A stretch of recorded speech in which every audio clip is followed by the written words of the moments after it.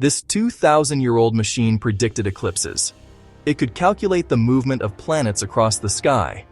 And today, artificial intelligence has finally rebuilt how it actually worked. What scientists discovered shocked historians. For more than 2,000 years, the front half of the Antikythera mechanism was missing. Only fragments survived. But recently, artificial intelligence helped scientists rebuild what the machine once looked like, and what it revealed shocked historians. Because this ancient device wasn't just a calendar. It was a mechanical computer capable of modeling the entire sky.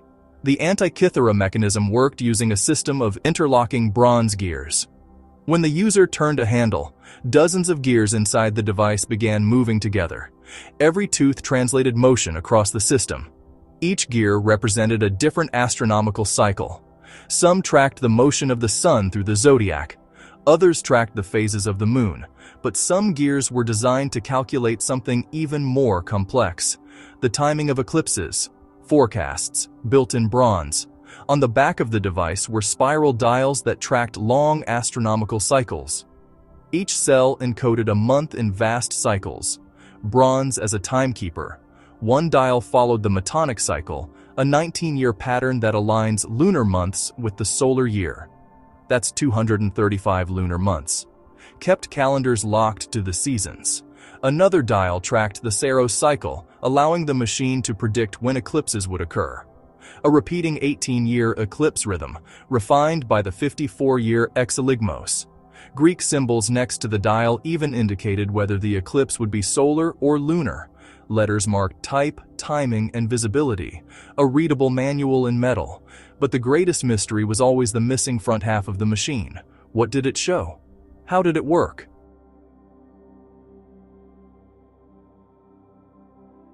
Using artificial intelligence and high-resolution scans, scientists began reconstructing what the lost front once displayed. Letter by letter, number by number, the blueprint reappeared, and the mechanism's intent came into focus. What they discovered was incredible. The front of the mechanism displayed a miniature model of the cosmos, a living sky on a dial. Circular rings tracked the motion of the sun, moon, and the 5 known planets: Mercury, Venus, Mars, Jupiter, and Saturn, arranged for clarity and precision. Each planet was represented by a small bead that moved across the dial as the gears turned. A touch of the handle, and the heavens moved. Events like conjunctions were right there to read. By turning the crank, the user could see where the planets would appear in the sky years into the future. A forecast of celestial motion, calculated in brass. The device even showed the phases of the moon. A small sphere rotated to display whether the moon would appear new, half, or full. Elegant and immediate. The machine also tracked special points in the moon's orbit called lunar nodes. These are the positions where eclipses become possible. A dragon hand for the sky's crossings.